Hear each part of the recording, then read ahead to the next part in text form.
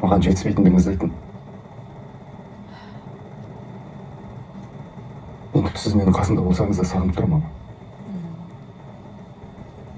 Білесіз бе? Мен үйде ауырып қалғанда қатты ойландым. Зағраға қауышсам екен дейтін.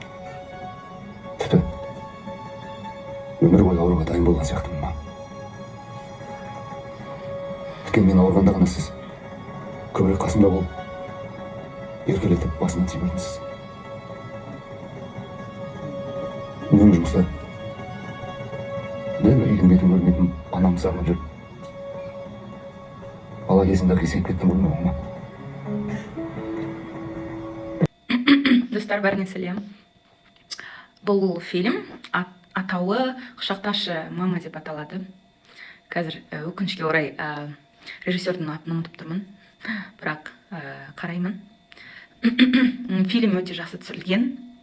Жалпы қазақ халқындағы бар проблеманы көрсеткен. Бір шағын ғана бір-екі локация өзгеретін, үш локация өзгеретін, енді жолдың бойында түсірілген фильм. Бірақ мағынасы өте терең, және әр кезеңінде фильмнің еріксіз көзден жас шығады. Ол жерде біреудің әкесі есіне түседі, біреудің анасы есіне түседі, біреудің ағасы есіне түседі. Жалпы өткен ғасырдағы туылған балалар үшін кішкене бір қаттылау заман болды деп айта аламыз. Оған дейінгі заман одан да қатты болған. Ол шындық қой. Сондықтан қазіргі өзіміздің балаларымыздың заманы жақсарып бара жатыр. Құдайға шүкір, тамақтары бар. Көбінің тамақтары бар. Көп адамның киімі бар, ауыстыратын киімі бар, жылы киімдері бар, таңдап барып алатын магазиндері бар, магазиндердің түр-түрі бар, базарлар бар. Сол осы энергия айналмалы алмасу заманында қазір енді жағдай өзіміздің елдің ішінде жақсарып келе жатыр, бірақ жететін нәрселер көп әлі. Мен өзім сезімтал адаммын, және адамдарға қарасам, олардың ішкі дүниесінде көп айтылмаған нәрселер бар. Ішке шығара алмайтын нәрселері бар. Олар ойлайды, қатты болмасақ біз сынып қаламыз деп. Бұл заман қатты болуды талап етеді деп ойлайды. Өйткені көп нәрсе керек.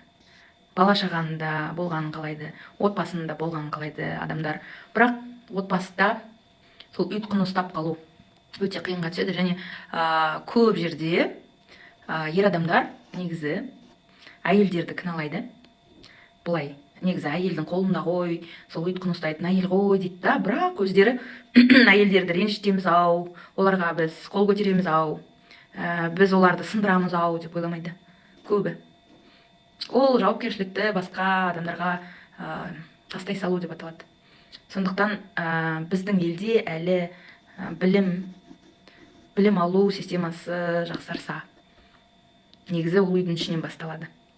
Үйдің ішіндегі атмосфера, үйдің ішіндегі аура, тәрбие, сол сыртқа шыққанда таралады ғой. Соның бәрі түзелсе деп ойлаймын. Сол. Бірақ менің ұғымым бойынша, ойлауым бойынша, әр адам өзінің әлемін өзі құрады. Сондықтан егер сіз жақсы болсаңыз, сіздің ортадағы адамдарыңыз да жақсы.